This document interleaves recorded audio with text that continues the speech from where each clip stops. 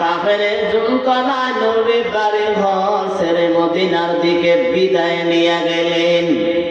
যেই নবী বাবার আদর পায় নাই, 6 বছর বয়সে মাকে হারাইয়া নবী মাকে হারাইলেন।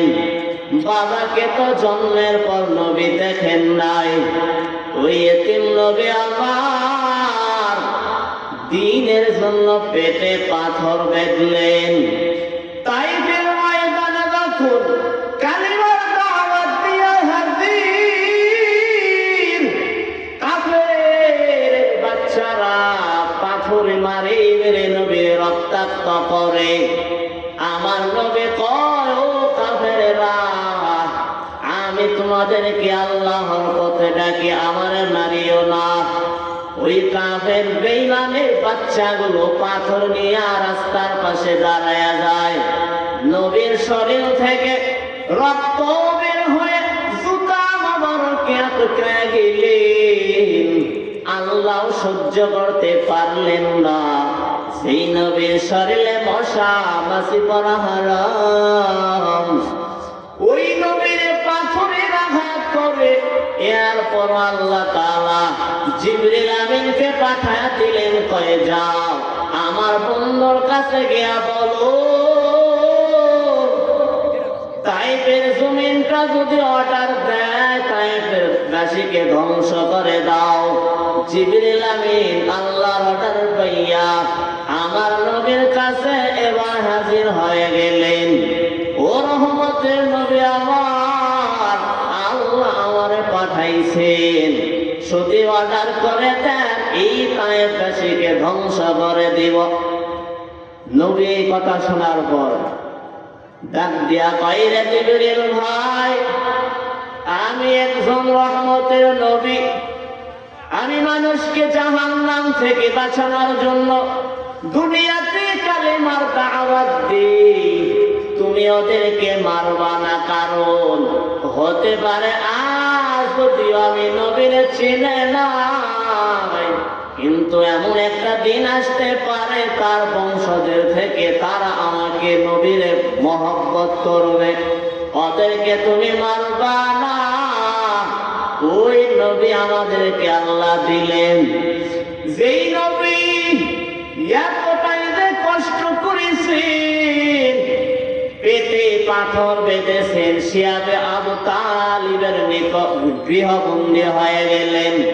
3টা বছর খানা নাই, পেটে গাছের পাতা খেয়ে খেয়ে কাটাইলেন। খাদিজা রাদিয়াল্লাহু আনহা নবী যে বিবাহ করলেন তিনাকে, 25 বছর যখন নবীর বয়স হয়ে গেল, খাদিজা রাদিয়াল্লাহু আনহার যখন 40 বছর হয়ে গেল, ওই খাদিজাকে মায়ার নবী বিবাহ করলেন। আর যখন খাদিজার ইন্তেকাল, নবী এতটাই যে কাঁদলেন। আয়েশা রাদিয়াল্লাহু আনহা ডাক দিয়া কয়, ও রহমতের নবী আমার, আপনার তো এত, আপনি কেন এত কাঁদেন? আমি আয়েশা আপনার আদরের বিবি।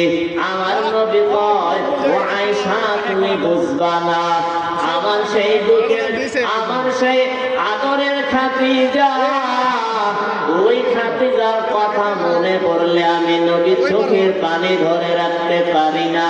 কারণ বলে আমি আল্লাহর মহব্বতে হেরা গুহায় মাঝে মাঝে গিয়া ওখানে দিন কাটাইতাম। 1-2 দিন না, দীর্ঘ কয়েকদিন হয়ে যাইত। আমি তাকাইয়া দেখতাম ওই খাদিজা উঁচু পাহাড় পেরিয়ে আমি নবীর জন্য নাস্তা নিয়ে হাজির। ওই খাদিজার কথা যখন আমার মনে পড়ে যায়, চোখের পানি ধরে রাখতে পারি না রে আয়েশা। ওই নবী আমাদেরকে আল্লাহ দিয়েছেন, আর আল্লাহ আমাদেরকে দুনিয়াতে পাঠাইয়া আমাদেরকে এত কিছু নিয়ামত দিলেন। এরপরও কিছু মানুষ আছে, আল্লাহ তাআলার হুকুম মানে না, বরং টাকা পয়সা কামাই করে মানুষ থেকে, এইরকম খুন খারাপি করে, চাঁদার গায়ের জোরে, অথচ হারাম দ্বারা লালিত শরীর জান্নাতে যাবে না, নবীর হাদিস। অথচ এই বাংলাদেশের খবর নিয়ে দেখেন, পাথরের কারণে যুবককে হত্যা করলো, কিছুদিন আগে হাদি ভাইকে হত্যা করলো, এত হত্যার হত্যা। অথচ আল্লাহ তাআলা কোরআনে বলেছেন, একজন মানুষ যদি কেউ হত্যা করে, ইয়া আইয়ুহাল্লাযীনা আমানু কুতিবা আলাইকুমুল কিসাসু ফিল কাতলা, হত্যা করলে একজন মানুষকে ওই হত্যার বদলা তাকেও হত্যা করা জায়েজ কোরআনের আইন অনুযায়ী। অথচ রহরহ হত্যা হইতেছে, আর একজন মানুষকে যদি কেউ বিনা দোষে হত্যা করে, তাহলে গোটা দুনিয়ার মানুষকে হত্যা করার গুনাহ তার আমলনামায় জমা হইল। আর এই হত্যা কিয়ামতের দিন আল্লাহ সর্বপ্রথম বিচার হবে একমাত্র নামাজের, এরপরে দ্বিতীয় বান্দার হকের মধ্যে হত্যার বিচার সবার আগে নেওয়া হবে। তো বলতেছিলাম, হারাম দ্বারা লালিত শরীর জান্নাতে যাবে না, নবীর হাদিস। আজকে থেকে যারা সুদের টাকা খান, ঘুষের টাকা খান, সুদের টাকা যারা খাবে, আপন মায়ের সাথে জিনার গুনাহ হবে। সুদের ৭০টা গুনার স্তরের মধ্যে সর্বনিম্ন গুনার স্তর আপন মায়ের সাথে জিনা। এত বড় একটা নিকৃষ্ট কিয়ামতের দিন আল্লাহ তাআলা কোরআনে বলেছেন, দুই দল মানুষের সাথে যুদ্ধের ঘোষণা দিয়ে দিলেন। এক নাম্বার হলো যারা সুদ খাবে, আর একটা হলো মান আদালি ওয়ালিয়ান ফাকাদ আযানতুহু বিল হারব। সুদ হারাম দলিল প্রমাণ দাও, কোরআনের আয়াত, ওয়া আহাল্লাল্লাহুল বাইআ ওয়া হাররামার রিবা। আল্লাহ ব্যবসাকে হালাল করে দিয়েছেন, সুদকে হারাম করে দিয়েছেন। আর একটা মান আদালি ওয়ালিয়ান ফাকাদ আযানতুহু বিল হারব, আল্লাহ ওলিদের সাথে যারা দুশমনি করবে, আল্লাহ তাআলা এদের ব্যাপারেও যুদ্ধের ঘোষণা দিয়েছেন। তাহলে এই বাংলার জমিনে একটু নজর করে খেয়াল কর, এই জমিনে যারা জুলুম করে তারা বেশি দিন টিকতে পারে নাই। এই দুনিয়াতে সম্মানের চেয়ার পাইতে হলে দুইটা পুঁজি দরকার, একটা পুঁজি হলো ইলম, আর একটা পুঁজি হলো টাকা। টাকাওয়ালাও সম্মান দেয় এবং ইলমওয়ালাকেও মানুষ সম্মান দেয়। তো টাকাওয়ালার সম্মান আজ আছে কাল নাই, আর ইলমওয়ালার সম্মান দুনিয়াতেও আখিরাতেও দেয়। কোটি টাকার মালিক দেখো অভাব হয় না দূর, গরিব ঘুমায় আরাম করে মনটা বাহাদুর। ফেরাউনের লাশটা দেখো মিশর জাদু ঘরে, খাই না মাটি পোকা মাছি সবাই ঘৃণা করে। এই জমিনে একটু খেয়াল করো রে বাবা, কয়েকদিন আগে এই বাংলার জমিনে হাসিনা সরকার পালাইয়া গেল। যেই হাসিনা এতই বাংলার জমিনে মসজিদ তৈরি করে দিল, এত রাস্তা, এত জনগণের উপকার করার পর এরপরে গেল এই বাংলার জমিন থেকে পালাইয়া গেল। এখান থেকে শিক্ষা নাও ও মোহাম্মদপুর এলাকার মুসলমান, দুনিয়ার সম্মান জুলুম যারা করবে, কিয়ামতের দিন অন্ধ করে আল্লাহ হাসরের ময়দানে জুলুমকারীকে তুলবে। ওই হাসরের ময়দান অন্ধ করে জুলুম যারা করবে দুনিয়াতে, তারা তাদেরকে আল্লাহ কিয়ামতের দিন অন্ধকার রূপ ধারণ করাবে।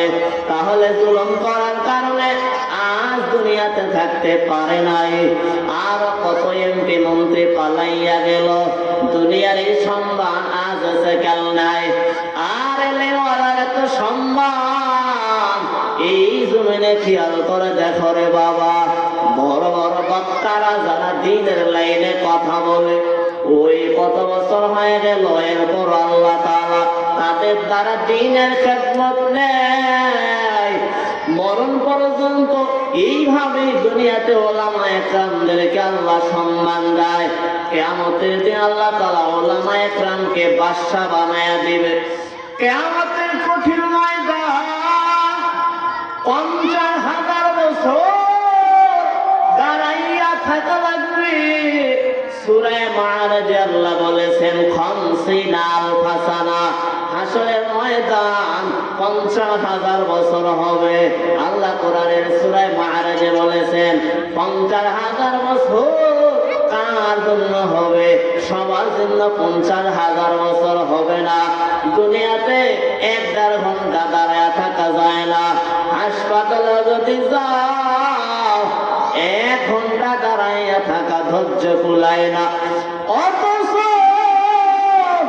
হাসরের দিন 50,000 বছর, এত একটা দীর্ঘ সময় আল্লাহ দাঁড়ায় রাখবেন তাদেরকে যারা গুনাহগার, যারা নামাজ পড়ে নাই, যারা রবের বিশ্বাস করে নাই। আর যার যেমন ঈমানের পাওয়ার, আল্লাহ তাকে দিনকে তেমন ভাবে সংক্ষেপ করে দিবে। যার যেমন ঈমানের পাওয়ার, তার দিনটা তেমন ভাবে ছোট মনে হবে। এজন্যই আল্লাহকে আপন বানাও।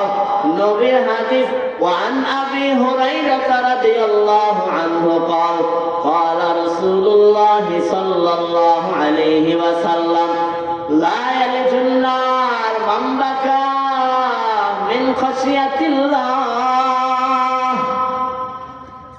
আবু হুরায়রা রাদিয়াল্লাহু থেকে বর্ণিত নবীর হাদিস, মান বাকা মিন খাশিয়াতিল্লাহ, যে ব্যক্তি আল্লাহর ভয়ে ক্রন্দন করবে, লা ইয়ালুজুন নার মান বাকা মিন খাশিয়াতিল্লাহ হাত্তা ইয়াউদাল লাবানু ফিজ যার'i ওয়া লা ইয়াজতামিউ আলা আবদিন ফি সাবিলিল্লাহি ওয়াদখার জাহান্নাম। আল্লাহর ভয়ে কান্না যদি কেউ করে, গাভীর দুধ ওলান থেকে যেমন দুধ বের করে ভিতরে ঢোকানো যেমন সম্ভব নয়, কান্নাওয়ালারে জাহান্নাম দিবে আল্লাহ, এটাও সম্ভব না। তাহলে ওই কান্নার দরকার আছে না নাই বা আপনি চিন্তা করেন। ফালইয়াদহাকু কালিলাও ওয়ালইয়াবকু কাসীরা, কম হাস, বেশি বেশি কান্না কর।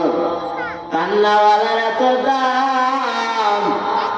আল্লাহর কাছে দুইটা জিনিস এতটাই পছন্দনীয়, অধিক প্রিয়। একটা হলো চোখের পানি, আর একটা হলো শহীদের রক্ত। চোখের পানি আল্লাহর এত দাম, কিয়ামতের দিন যখন জাহান্নামকে 70,000 ফেরেশতা টানায় রাখবে, জাহান্নামের কোন সামন দিকে আগাইয়া যায়, বিচার না শুরু হতে জাহান্নামকে ধরে রাখতে পারে না। আল্লাহ বলবে, ও ফেরেশতা ভালো করে ধরে রাখো, জাহান্নাম যেন সামন দিকে না আগায়। ওই কঠিন ময়দানে নবীরা পর্যন্ত বেহুশ হয়ে যাবে। আমার নবী সেজদায় পড়ে কান্না করবে আর বলবে, ও মালিক, আর যদি আমার একটা উম্মত জাহান্নামে যায়, আমি নবী জান্নাতে যাব না। আমার আল্লাহ এই দৃশ্য দেখে বলবে, হে বন্ধু, মাথাটা উঠাইয়া নাও, আমি কথা দিলাম আপনার একটা উম্মতরেও জাহান্নামে দিব না। 70,000 ফেরেশতা জাহান্নামকে টেনে ধরে রাখতে পারে না, সামন দিকে যায়। এমন সময় আল্লাহ তাআলা ফেরেশতাদেরকে একটা কুদরতের পানি দিবে।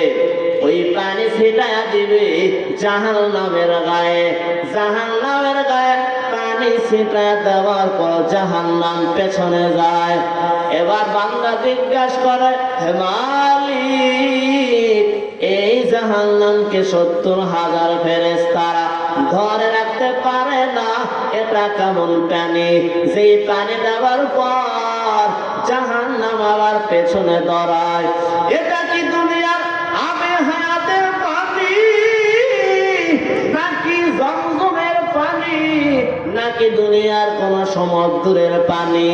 আল্লাহ বলবে না না, এটা দুনিয়ার কোন পানি নয়, আবে হায়াতের পানি না, জমজমের পানি না, সমুদ্রের কোন পানি না, এটা আমার গুনাহগার উম্মতের চোখের পানি। ও চোখের পানিওয়ালা যুবক, আপনার কপাল কত ভালো রে বাবা। আমি একটু আপনাদের কাছে দোয়া চাই, ও এলাকার মুসলমান, আল্লাহ তাআলা আপনাদেরকে